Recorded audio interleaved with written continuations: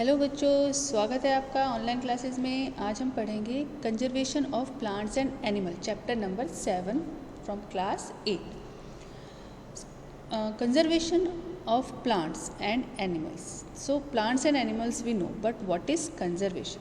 हिंदी में कंजर्वेशन का मतलब होता है संरक्षण, केयर एंड मेंटेनेंस। हम इसको बोल सकते हैं, प्रोटेक्टरेट बोल सकते हैं, प्रोटेक्शन करना, फ्यूचर के लिए किसी चीज़ को बचा के रखना, ये इसका मकसद होता है। So we saw in class 7 that Paheli and Boojho had visited the forest along with professor Ahmad and a Tibu. Tibu कौन था? याद है टिबू, जो हमने लास्ट 7th क्लास में चैप्टर पढ़ा था। फॉरेस्ट में वो जाते हैं जंगल में एक लड़के के साथ जो जंगल में ही रहता था, उसका नाम था टिबू। तो अब की बार पहेली और बूजो जो हैं वो किसके साथ गए? अहमद और टिबू, प्रोफेसर अहमद और टिबू के साथ जाते हैं किसी फॉरेस्ट को विजिट करने। They were eager to share their experiences with their classmate. Other children in class were also eager to share their experiences as some of them had visited Bharatpur sanctuary. किसी ने भरतपुर सेंचुरी विजिट की थी। तो सभी लोग, जैसे हम छुट्टियों में जाके आते हैं तो अपने अलग अलग एक्सपीरियंस शेयर करते थे। Some other had heard about, सबने सुना है काजीरंगा नेशनल पार्क, या कई कुछ लोग गए भी होंगे, आप लोग में से कई लोगों ने देखा होगा। Wild life century, great Nicobar biosphere reserves, tiger reserves. और हमने एक और बातें सुनी है, जैसे कि ज़ू होता है, हम देखने जाते हैं, सेंचुरी होती है, नेशनल पार्क होती है। इनमें डिफरेंस क्या होता है, इनका मोटिव क्या होता है इनको बनाने का, इनको किसने बनाया, क्यों बनाया गया, वो सब हम इस चैप्टर में पढ़ेंगे। फिर आगे देखते हैं व्हाट इज़ द पर्पज़। ये मैंने आपको बताया ना कि what is the purpose of making national parks, wild life centuries, biosphere reserves. मतलब इन सब जो है, इनका जब पर्पज़ एक है तो इनको अलग अलग नाम क्यों दिए गए हैं, ये भी हम इस चैप्टर में देख लेंगे। सबसे पहले इस चैप्टर में हम पढ़ते हैं deforestation and its causes. A great variety of plants and animals exist on earth. Earth के ऊपर हमें पता है इस वर्ल्ड में बहुत सारे तरीके के एनिमल्स हैं और बहुत ही सारे तरीके के प्लांट्स भी हैं। इवन हमारे इंडिया में भी चारों तरफ, इंडिया के हर एक पार्ट में अलग अलग तरह का क्लाइमेट और जोग्राफिकल कंडीशन होने की वजह से अलग अलग तरह के प्लांट्स और एनिमल्स हैं, वैरायटी है, विविधता है, ठीक है। तो उस वजह से ये एक बहुत ही रिच फ्लोरा एंड फौना है इंडिया में। अब इंडिया में ही नहीं, अर्थ पर भी, मतलब पूरे प्लेनेट पर। तो इसको हमें फ्यूचर में सरवाइव करवाने के लिए, हेल्प करने के लिए ही हमारा मकसद होना चाहिए। बट होता क्या है?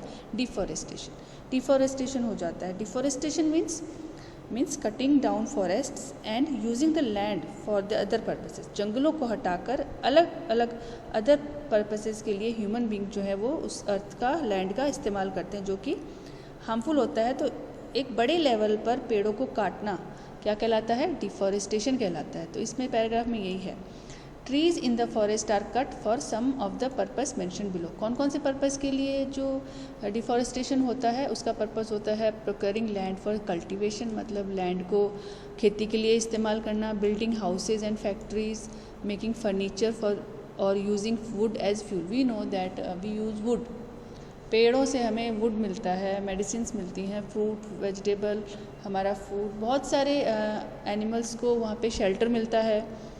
हम भी वुड का इस्तेमाल करते हैं हाउसेस बनाने के लिए, घर बनाने के लिए। तो ये सारा मकसद है डिफॉरेस्टेशन का।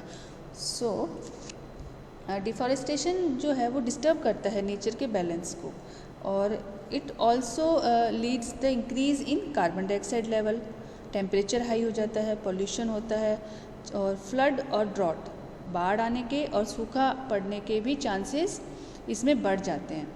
यहाँ पे एक्टिविटी 7.1 दी गई है, जिसमें add more causes of deforestation to your list and classify them into the natural and man made sources. आपको एक लिस्ट बनानी है जिसमें नेचुरल और मैन मेड जो प्रॉब्लम्स हैं वो हमारे लैंड को या अर्थ को डिफॉरेस्टेशन की वजह से डिस्टर्ब कर रही है। जिसमें आप नेचुरल कॉजेज़ में लिख सकते हैं earthquake, flood, lightning can burning the entire forest, droughts and tsunami. ये सारे जो हैं, जैसे भूकंप आना, बाढ़, सूखा, सुनामी आना, बिजली के गिरने से चीज़ों को नुकसान होना, ये सब आप उसमें लिख सकते हैं।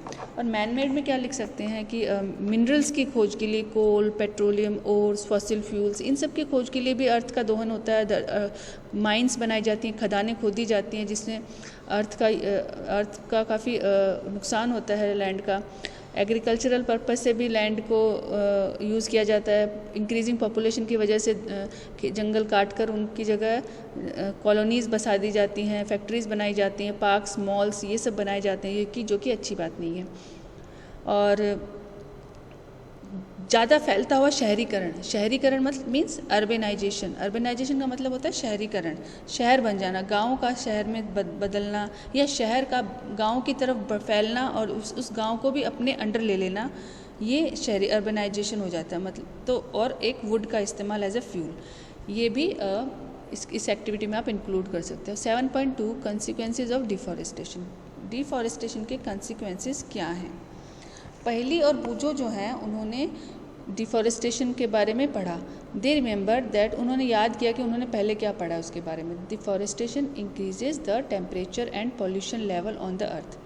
हाँ, पेड़ के कटने से अर्थ का टेम्परेचर जो है वो बढ़ता है, क्योंकि कार्बन डाइऑक्साइड की मात्रा जो है वो बढ़ जाती है। कार्बन डाइऑक्साइड फिर क्या करता है कि टेम्परेचर इंक्रीज़ करता है और ऑक्सीजन की कमी भी होती है, पॉल्यूशन बढ़ता है। पेड़ जो क्या करते हैं, CO2 को लेते हैं और ऑक्सीजन छोड़ते हैं, फिर ये वाली एक्टिविटी रुक जाती है अगर हम पेड़ काटेंगे, तो इसलिए नुकसान होता है।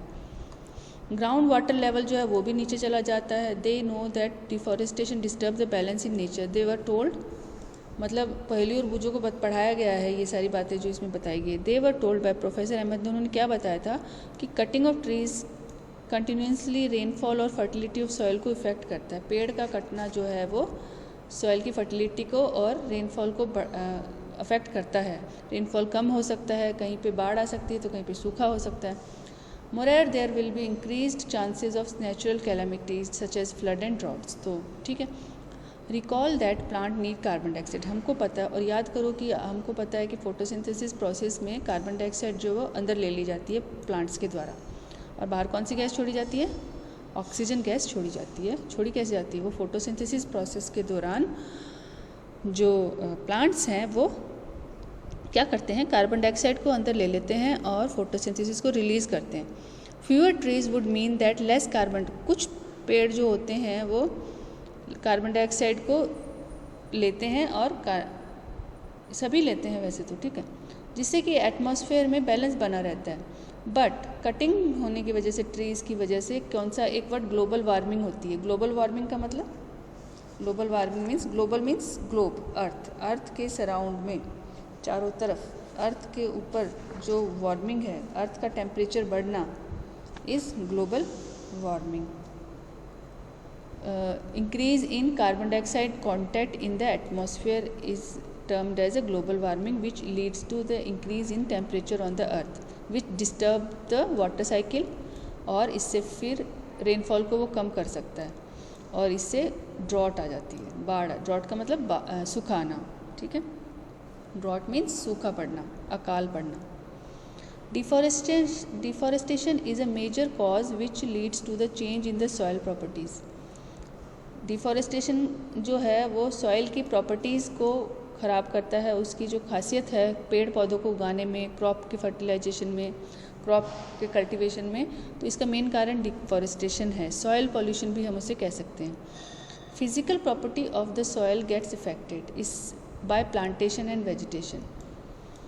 फिजिकल प्रॉपर्टी मतलब सॉइल का टेक्सचर, उसकी जो अल्कलिटी या जो भी वो उसकी स्टाइल है, जिस किस प्रकार की सॉइल है, सभी जगह अलग अलग तरह की मिट्टी होती है और वो अलग अलग प्लांट्स के लिए रिक्वायर्ड होती है, तो इससे भी वो चीज़ डिस्टर्ब होती है।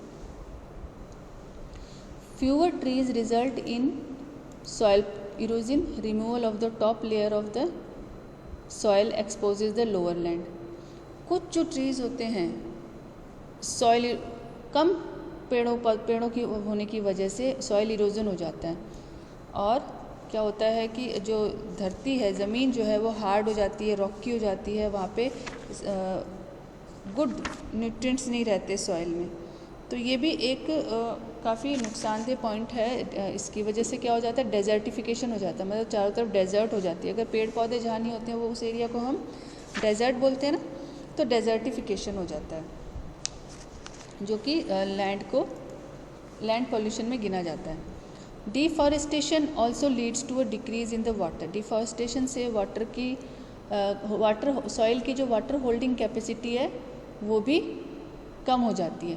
पेड़ जो हैं क्या करते हैं, पेड़ों की जो जड़ें होती हैं वो मिट्टी को अपने अंदर होल्ड करके रखती है और मिट्टी को अपने से दूर जाने नहीं देती।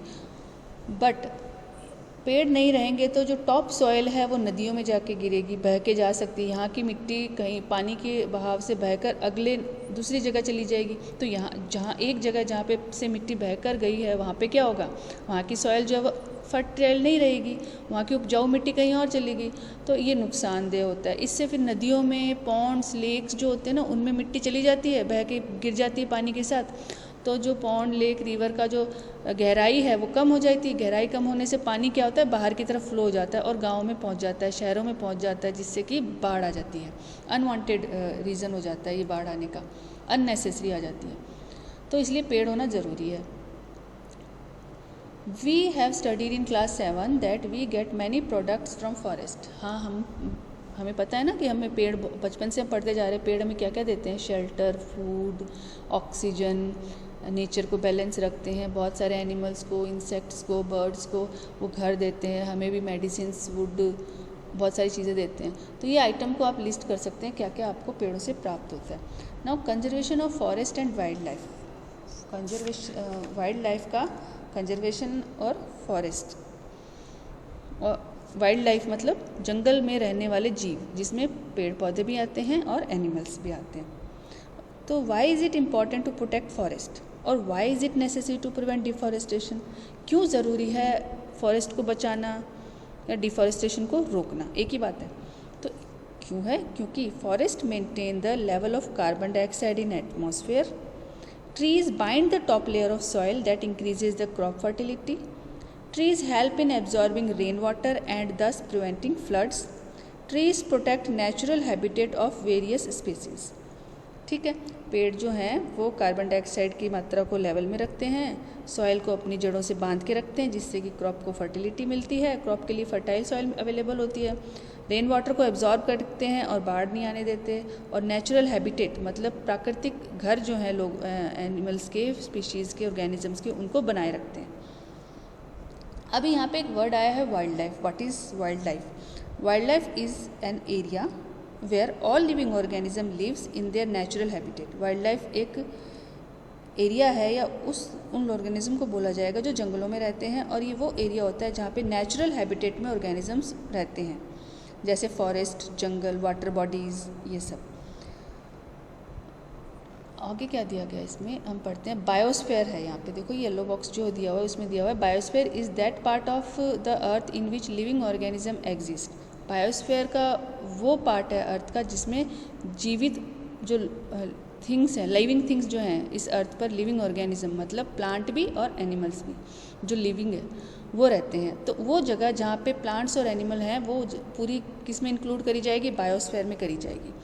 बायोस्फीयर में हमने फिर आगे पढ़ते हैं हाइड्रोस्फीयर, लिथोस्फीयर एंड एटमॉस्फेयर, जिसमें एयर, वाटर और लैंड के हिसाब से बायोस्फीयर को क्लासिफाई कर दिया जाता है। अब यहाँ पे आप देख सकते हैं कि बायोलॉजिकल डाइवर्सिटी और बायोडाइवर्सिटी क्या होता है, क्या मीनिंग है। बायोलॉजिकल डाइवर्सिटी का मतलब होता है variety of organism present on earth और उनका आपस में इंटर रिलेशनशिप और उनका लिविंग स्टाइल, इन्वायरमेंट को मेंटेन करना, उसमें इकोसिस्टम बैलेंस रहना, ये सारा बायोडाइवर्सिटी में आता है। बायोलॉजिकल डाइवर्सिटी मतलब किसी जगह पर अलग अलग तरह के जीवों का, प्लांट्स का, एनिमल्स का, फ्लोरा या फोना का एक ही जगह पर रहना और आपस में तालमेल करके रहना इस बायोलॉजिकल डाइवर्सिटी। जैसे इंडिया में बायोलॉजिकल डाइवर्सिटी है, यहाँ पे आपको स्नोई एरिया भी मिलेगा, डेजर्ट मिलेगी, लैंड भी मिलेगी और प्लेन्स भी हैं, कोस्टल एरियाज़ हैं, सी लाइफ, सी एनिमल्स भी हैं, सी लाइफ भी है लोगों की, डेजर्ट वाले एनिमल्स जगह पे डेजर्ट हैं और ऐसे फॉरेस्ट हैं, घने जंगल भी हैं नॉर्थ ईस्ट की तरफ और गुजरात में, और इधर सब जगह आपको अलग अलग जोग्राफिकल कंडीशन की वजह से अलग अलग तरह के प्लांट और अलग अलग तरह के एनिमल्स पर्टिकुलर एरियाज़ में पाए जाएंगे। तो इसको कहते हैं बायोलॉजिकल डाइवर्सिटी। इंडिया जो है वो बायोलॉजिकली बहुत ही डाइवर्स कंट्री है और बहुत ही रिच कंट्री है देखा जाए तो। अभी प्रोफेसर अहमद जो है ना, उन्होंने एक विज़िट करी biosphere reserve of biosphere reserve में वो विज़िट गए पहेली और बूझों के साथ, और उनके क्लासमेट्स भी थे साथ में। He selected a place name Pachmarhi biosphere reserve. Pachmarhi biosphere reserve जो है उन्होंने उसको सिलेक्ट किया। तो हम भी देखते हैं कि पचमढ़ी बायोस्फीयर रिजर्व कैसा है। तो आप जो अब ये स्क्रीन पे देख रहे हैं ये पचमढ़ी बायोस्फीयर है, बायोस्फीयर रिजर्व है। यहाँ पे आप देख रहे हैं Tawa reservoir, Satpura national park, Pachmarhi sanctuary, to Piparia, Panar Pani gate, Pachmarhi, ये सारा जो एरिया है ये पचमढ़ी बायोस्फीयर रिजर्व में आता है। पचमढ़ी बायोस्फीयर रिजर्व जो है वो मध्य प्रदेश स्टेट में पड़ता है। और अभी वो क्या बताते हैं प्रोफेसर अहमद ऑर्गेनाइजर्स, जब उन्होंने विजिट गए तो he knows that the plant and animal found here are similar to those of the upper Himalayan peaks. वो जानते हैं कि यहाँ पे जो एनिमल्स और पौधे पाए जाते हैं वो कैसे हैं, हिमालय के ऊपर जो या आसपास जो जैसे मिलते हैं वैसे ही यहाँ पे भी होंगे। और वो थोड़ा बहुत एक दूसरे को बिलोंग करते हैं, to those belonging to the lower western Ghat, और कुछ वेस्टर्न घाट जैसे। Professor Ahmad believe that the biodiversity found here is unique. उनका मानना है कि यहाँ पे जो बायोडाइवर्सिटी मतलब विभिन्न प्रकार के पेड़ पौधे पाए जाते हैं वो बहुत ही खास हैं, बहुत ही यूनिक है, कहीं नहीं पाए जाते, मतलब ये एक बहुत खास बात है। He requests Madhav ji a forest employee, Madhav ji जो एक फॉरेस्ट एम्प्लॉय हैं उनसे उन्होंने रिक्वेस्ट की कि बच्चों को गाइड करें इस पार्क में घूमने में। He explain that preserving area of such biological importance make them a part of national heritage. इस एरिया को प्रिजर्व करा जा रहा है फ्यूचर के लिए, यहाँ की चीज़ों को, प्लांट्स को और एनिमल्स को स्पेशल केयर की जाती है, इनको काटने नहीं दिया जाता, एनिमल्स को मारने नहीं दिया जाता है।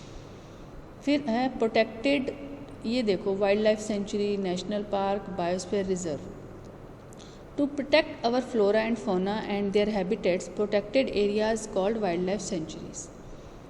किसी जगह के फ्लोरा मीन्स पेड़ पौधे, फौना मीन्स एनिमल्स, उनको और उनके हैबिटेट, उनके घरों को, उनके जो नेचुरल रहने की जगह हैं, जैसे आपको पता है ना कि शेर जो है, हिरन है, एनिमल्स हैं, ये सब के अपने अपने एरिया में ये हैप्पीली रह सकते हैं। इनको यहाँ पे अगर उनको उनकी जगह से हटा के, जैसे कैमल को स्नो में ले जाओ या पोलर बियर को डेजर्ट में ला के रख दो तो वो मर जाएंगे, तो वैसे ही पेंगुइन को ला के रख दो यहाँ पे नॉर्मल एरियाज़ में, वो नहीं रह सकते लैंड एरिया में, तो वो उनका हैबिटेट में रहते हैं। तो ये प्रोटेक्टेड एरिया जो हैं ये क्या कहलाते हैं, वाइल्ड लाइफ सेंचुरीज़ कहलाते हैं।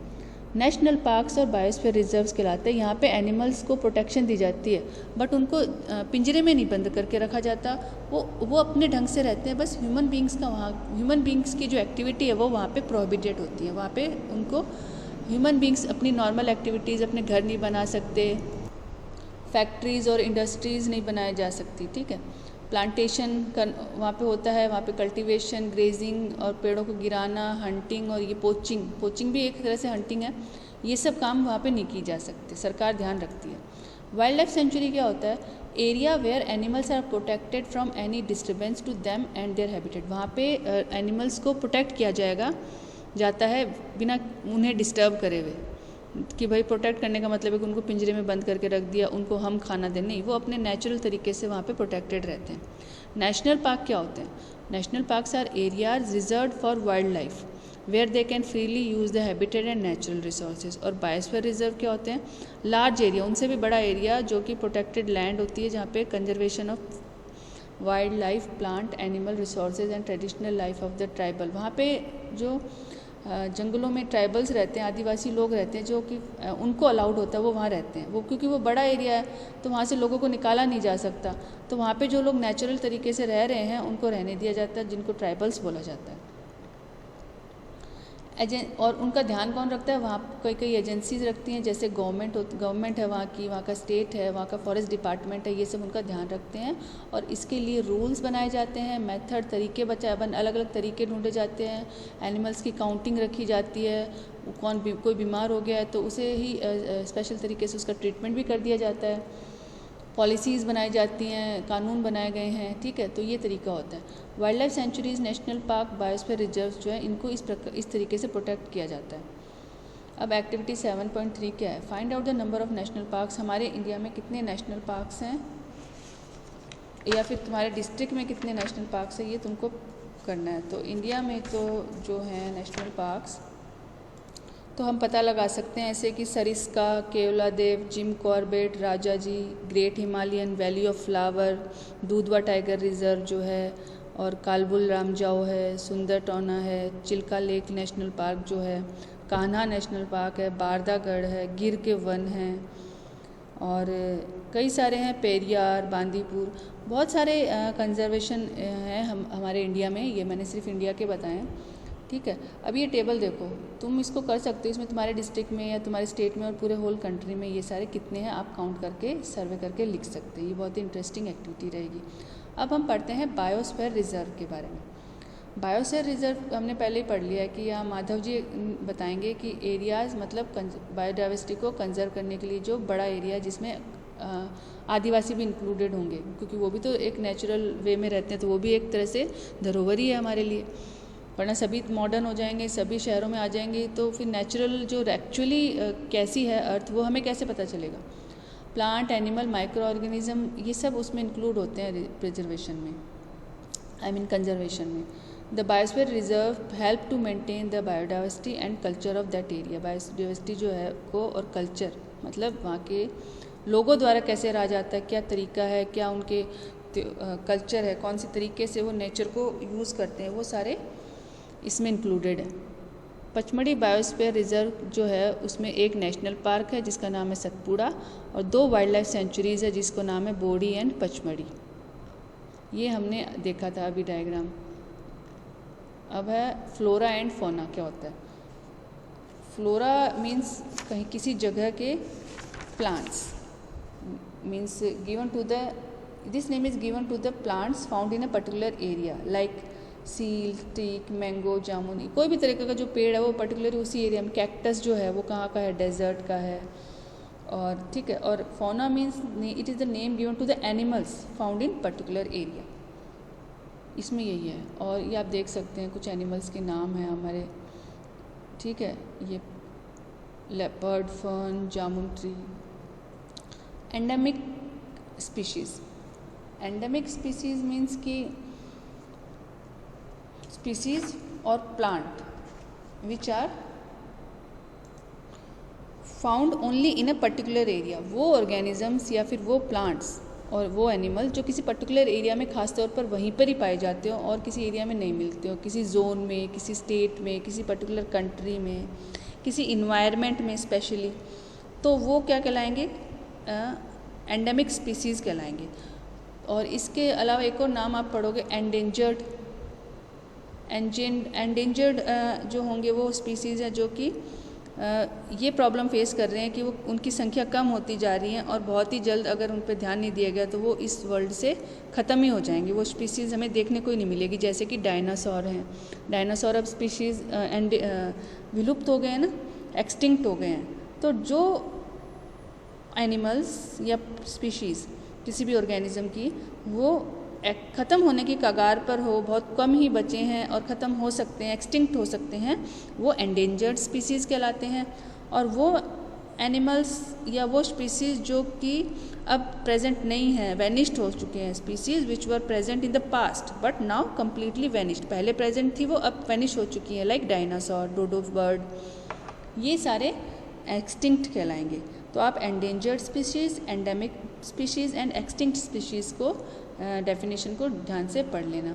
स्पीशीज़ मतलब क्या होता है, अ ग्रुप ऑफ पॉपुलेशन, एक ही तरह के ऑर्गेनिज्म का जो होते हैं वो एक स्पीशीज़ में गिने जाते हैं। वाइल्ड लाइफ सेंचुरीज़ क्या होती हैं। Professor Ahmad explain that killing और capturing animals in general is strictly prohibited and punishable by law in all. इन जो ये सारी जो हमने जगहें पढ़ी है ना, यहाँ पे ये सारे एक्टिविटीज़, किलिंग, कैप्चरिंग, पकड़ना, पकड़ के ले जाना, वो वहाँ पे नहीं की जाती वाइल्ड लाइफ सेंचुरी में। ऐसा ही नेशनल पार्क में होता है। सतपुड़ा नेशनल पार्क जो है वो first reserve forest of India है। Satpura national park is first reserve forest of India. Finest Indian teak, यहाँ पे कौन सी पेड़ मिलता है, एक सबसे बढ़िया इंडियन टीक यहाँ पे प्राप्त होता है, प्लांट, ठीक है। और प्रोजेक्ट टाइगर जो है वो भी यहाँ सतपुड़ा टाइगर रिजर्व में, जो प्रोजेक्ट टाइगर, क्योंकि एक टाइम था जब हमारे इंडिया में जो टाइगर थे उनकी संख्या घटकर 1000 पूरे इंडिया में लगभग 1000 ही टाइगर बचे थे। बाद में इनको ये प्रोजेक्ट टाइगर शुरू किया गया फॉरेस्ट डिपार्टमेंट ने, जिससे कि टाइगर की स्पीशीज़ को बढ़ाया जा सके और वो एक्सटिंक्ट ना हो। हमारे देश का जो नेशनल एनिमल है वो टाइगर है, तो वो स्लोली डिसअपियर हो रहा था। तो Satpura tiger reserve is unique in the sense that a significance increase in population, मतलब टाइगर की पॉपुलेशन में फिर इंक्रीज़ हुआ। इसका सारा श्रेय किसको जाएगा? सतपुड़ा टाइगर रिजर्व को और प्रोजेक्ट टाइगर को जाएगा।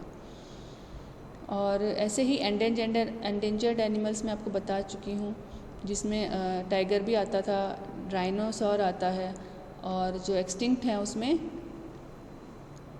अपना डायनासोर, ठीक है, और एक्सटिंक्ट एंडेंजर्ड में टाइगर आता है।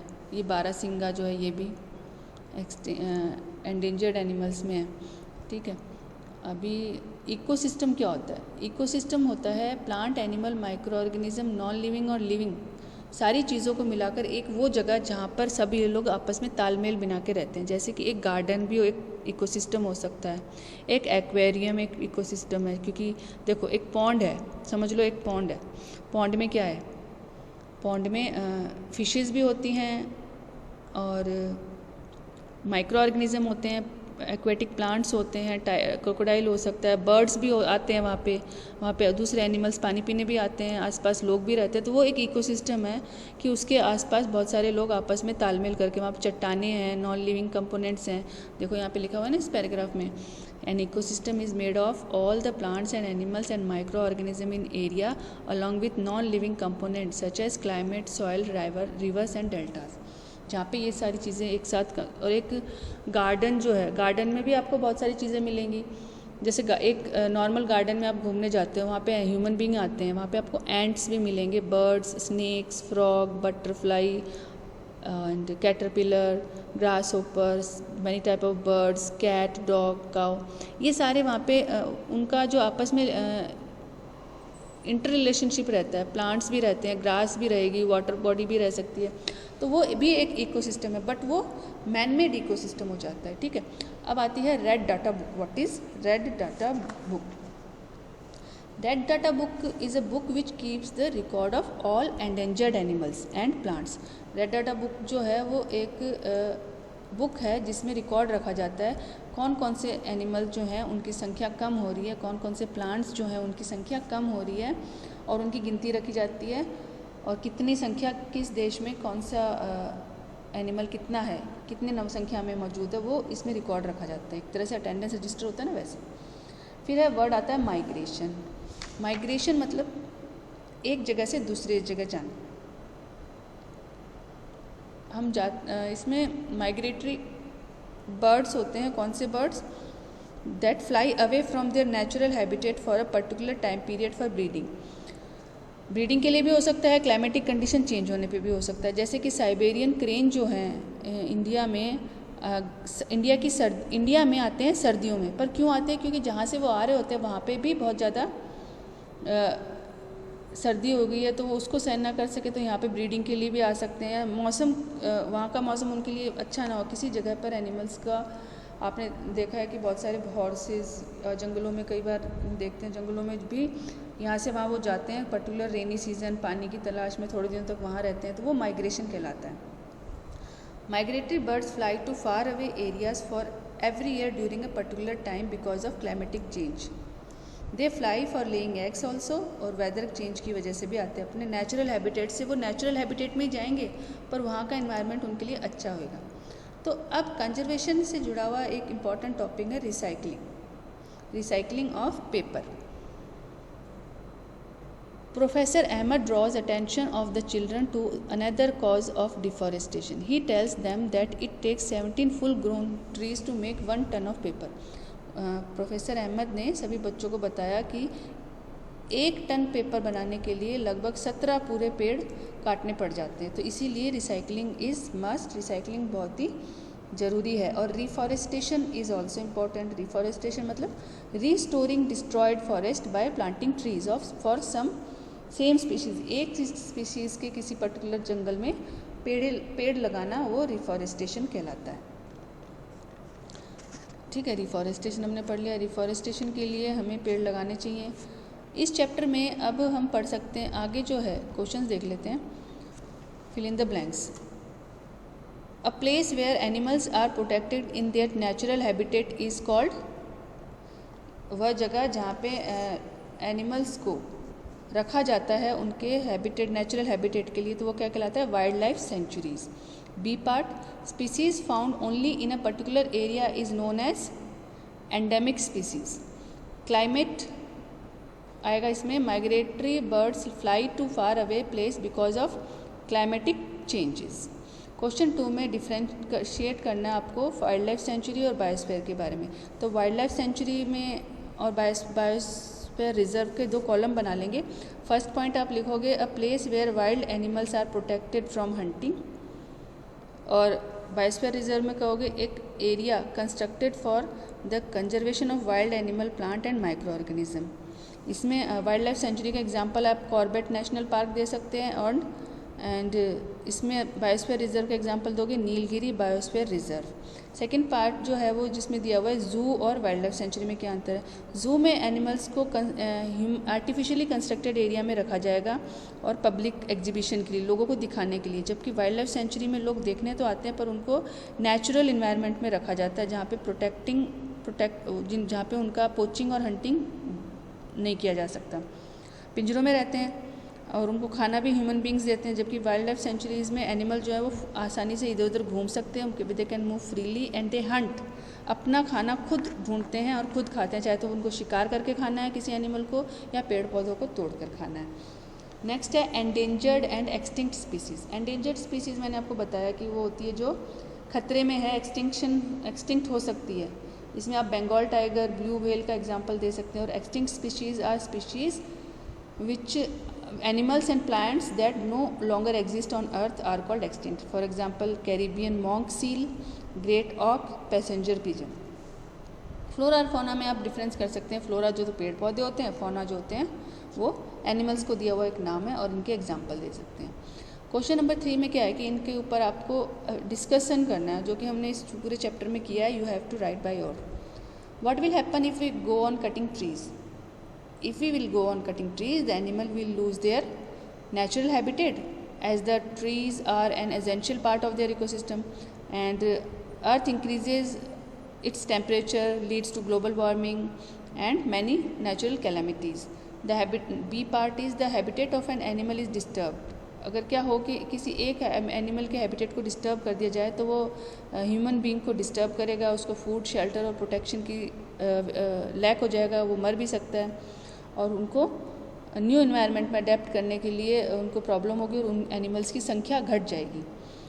और क्या होगा कि top layer of soil is expose. C part जो अगर ऊपर की जो लेयर है सॉइल की वो एक्सपोज हो जाए तो क्या होगा, soil will become less fertile and less humus. It may convert fertile land into desert. इससे एक जो उपजाऊ धरती है वो एक बंजर या फिर रेतीले जगह में कन्वर्ट हो सकती है। ठीक है। क्वेश्चन 5 है why should we conserve biodiversity? हमें क्यों कंजर्व करना चाहिए? Rich biodiversity is necessary to protect our environment as plant, animal and human beings जो depending upon, because we depend on each other. और ह्यूमन बींग अकेला इस अर्थ पर एग्जिस्ट नहीं कर सकता, उसको प्लांट और एनिमल्स की हेल्प लेनी ही पड़ती है, उस रिक्वायरमेंट होती है। ठीक है। इस प्रकार आप इस चैप्टर के क्वेश्चन आंसर जो हैं इसी चैप्टर में आपको आंसर मिल जाएंगे। ठीक है। तो हैव अ नाइस डे। अगला चैप्टर हम जल्दी ही वीडियो पोस्ट करेंगे।